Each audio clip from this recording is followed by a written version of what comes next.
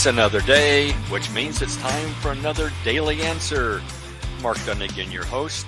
If you've been listening to this podcast for some time, you may have noticed that I typically end the show with "See you in the funny papers."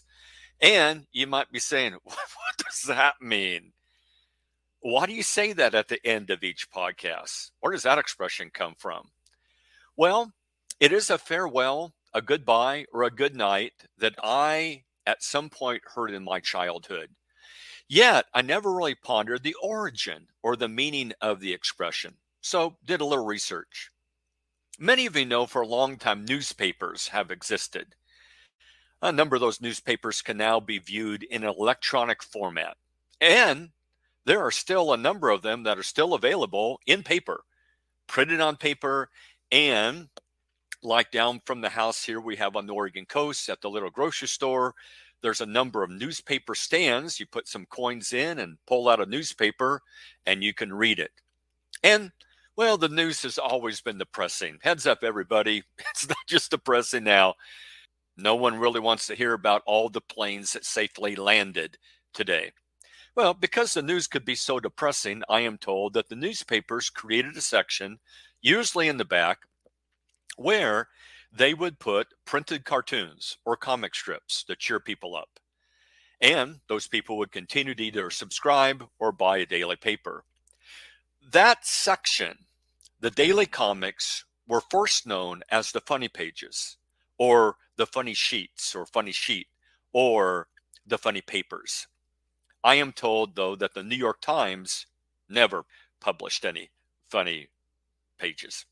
The expression "see you" is a form of saying farewell or see you later. As far as anyone has been able to determine, "see you in the funny papers" goes back to the early years of the 20th century. And as noted, "see you" is a common part of many farewells, such as "see you around," "see you later, alligator," "see you later," or simply "see you." And such is even used among people that you might never expect to see again. That's just what you say. You're at a store. Well, we'll see you later, and you may never see that person for the rest of your life.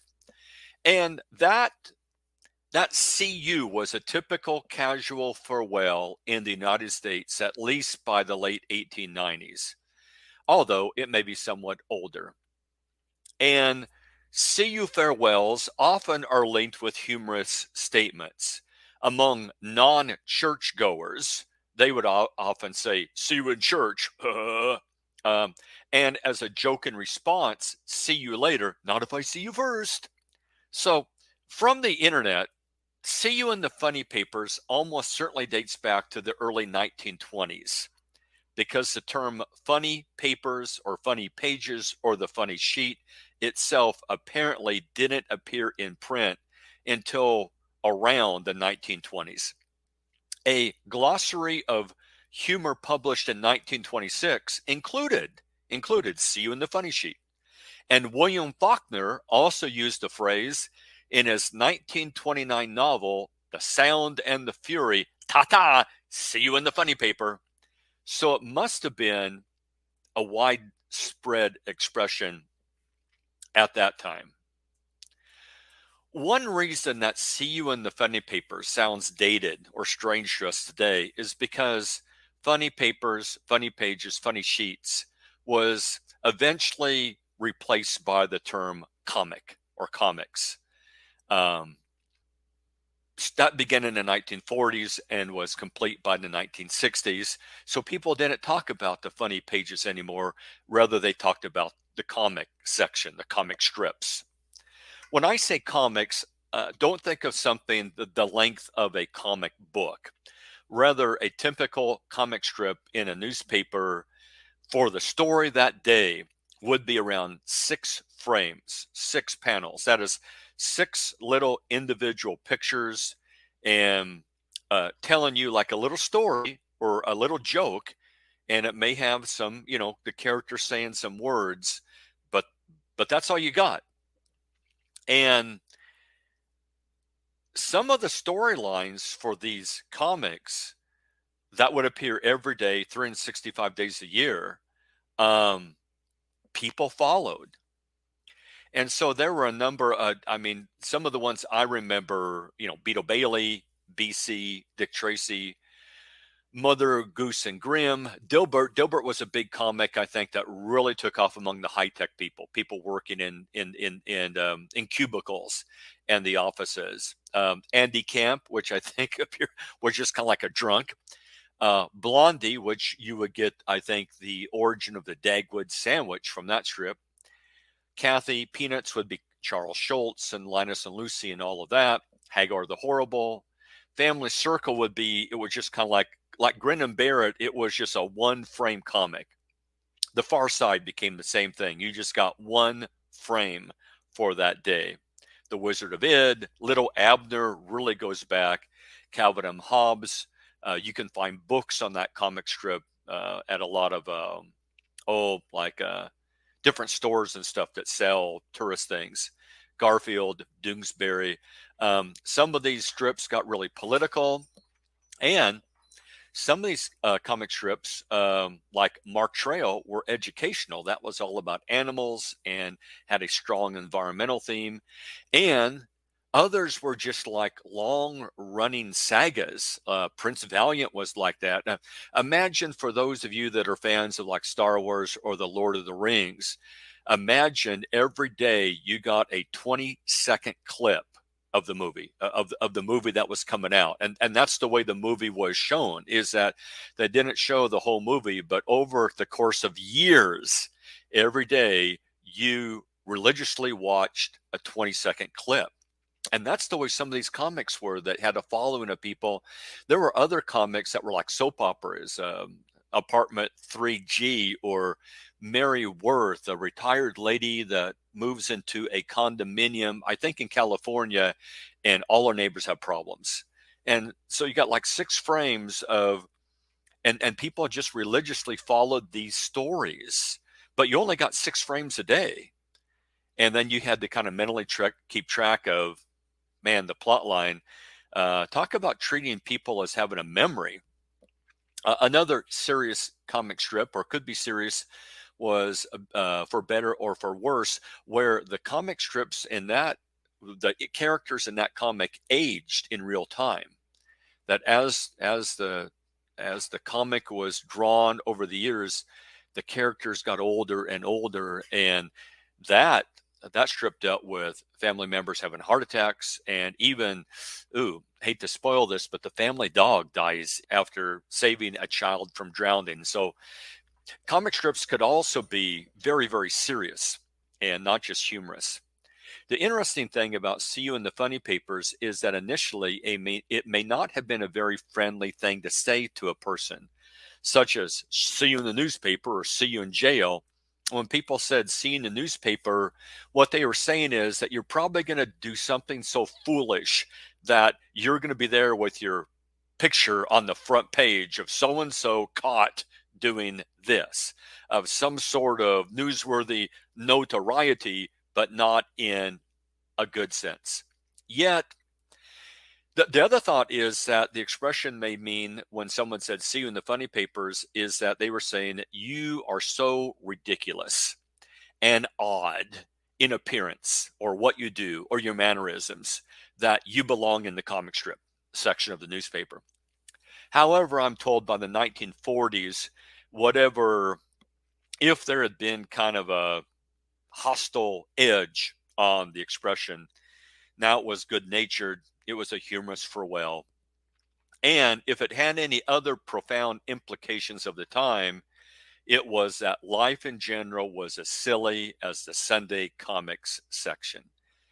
And thus, I believe that the expression is still relevant today because, in a sense, as I observe life, I see a lot of what I consider ridiculous things. Almost like we're going through an episode of the story, The Emperor's New Clothes, and the emperor is out there parading through the street naked. And a lot of the culture is saying, what he's wearing, isn't it fabulous?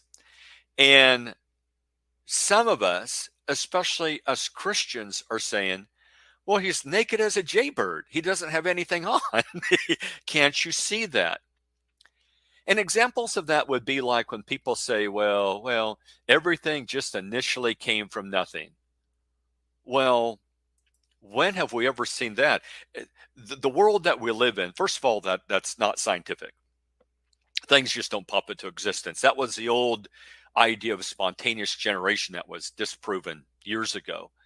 And so we need to be grateful that things don't just pop into existence. That could be really scary.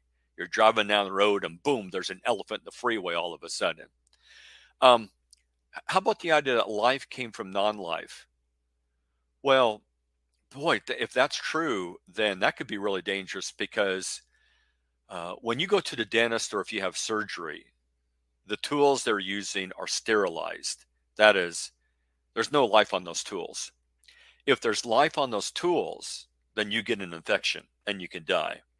So, relying upon the idea that life can only come from pre existing life and that life cannot generate just spontaneously like on a sterile surface, um, boy, there's a lot at stake in that. Uh, Everything we observe, and science is all about observation. Of everything we observe, we only see everything came from something, and life always comes from non-life, and of course that's the book of Genesis. And at the end of the day, really, the choice you have when it comes to creation or evolution is in evolution, you're buying into the concept that time and chance are all powerful, that everything arose from like all powerful nothingness.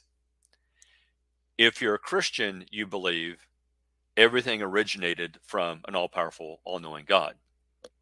And my question is the universe and mankind and the animals and everything that we see around us, the ecosystems, do they show evidence of design and planning or just chaos and no plan? The idea that you can have morality apart from God makes no sense to me. How's that possible? If there is no God, there's no accountability, there's no judgment, there's no right and wrong. And so I'd really like to hear someone trying to explain that one. The idea that there are no absolute truths, and yet the statement contradicts itself because if you say, well, there are no absolute truths, then you've just stated one. That is the absolute, that there are no absolutes. The thought that you don't need God in your life, that you can do just fine without him, that you could ignore who you are, a man or woman and created in God's image, that you can ignore the instructions by the creator and you're going to run just fine and that your relationships are going to run just fine. Another expression that doesn't make any sense to me is the idea that, oh, often beer companies or hard liquor companies will have a billboard that says, drink with judgment. Well, wait a minute. How do you do that? Because isn't your judgment one of the first things to go out the window when you drink? Well, that makes no sense. How can you drink with judgment? Because if you've had one drink, you don't have the same judgment you had prior to that one drink because alcohol, like water, bathes every cell of your body. The thought that marijuana isn't addictive really is to me a strange thought. Well, then if that's the case, it's the only substance on earth that isn't. Exercise can be addictive, money can be addictive, coffee can be addictive, chocolate can be addictive. What do you mean it's not addictive? Fishing can be addictive, hunting can be addictive. Everything can be an addiction out there. That doesn't make any sense to me. It would be the only substance out there that no one could ever become addicted to. People become addicted to all sorts of things. The thought that gender is fluid. Well, wait a minute. Weren't we told not that long ago that, like if you're a homosexual, you're born that way? But the idea of being born that way, that you're inherently that you're that from birth, contradicts the idea that gender is fluid, that it's changeable, that you choose. Well, which one is it? Is it fluid or is it inborn? That's man. Both of those concepts cannot be true at the same time. The idea that boys who say they're girls get to shower with the girls and the girls don't have a choice, man, that makes no sense to me at all. That's the emperor's new clothes. Or that you need to call me they. That sounds you really have a problem on the inside if you feel that inside of you is not you, but they. Or just recently I heard about this that we must put litter boxes in the bathrooms at schools because some kids identify as animals.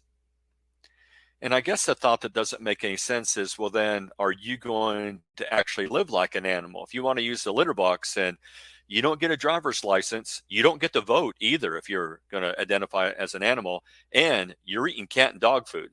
All right. Um, so I don't know, just that doesn't make any sense. Yeah, it's sad and it's comic, yet all this proves that the Bible is right all along. There's a statement back in Jeremiah 10:23 that man who walks, man who walks cannot direct his own steps. That is, apart from God, we end up going off the deep end.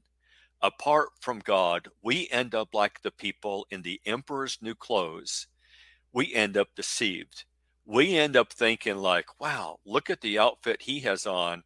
And a child in the audience who has not bought into our sophisticated but false ideologies looks and says, but he's naked. He's naked as a jaybird. Colossians chapter 2 is a great verse that says, don't let anyone take you captive through vain philosophy and human reasoning instead of what Jesus says. Jesus has the truth. Jesus is our Savior. Don't be fooled. Don't be deceived. This is Mark Dunagan. Thanks for tuning in to the Daily Answer. Hopefully, I gave some answers today. We'll see you. That's right. We'll still see you in the funny papers.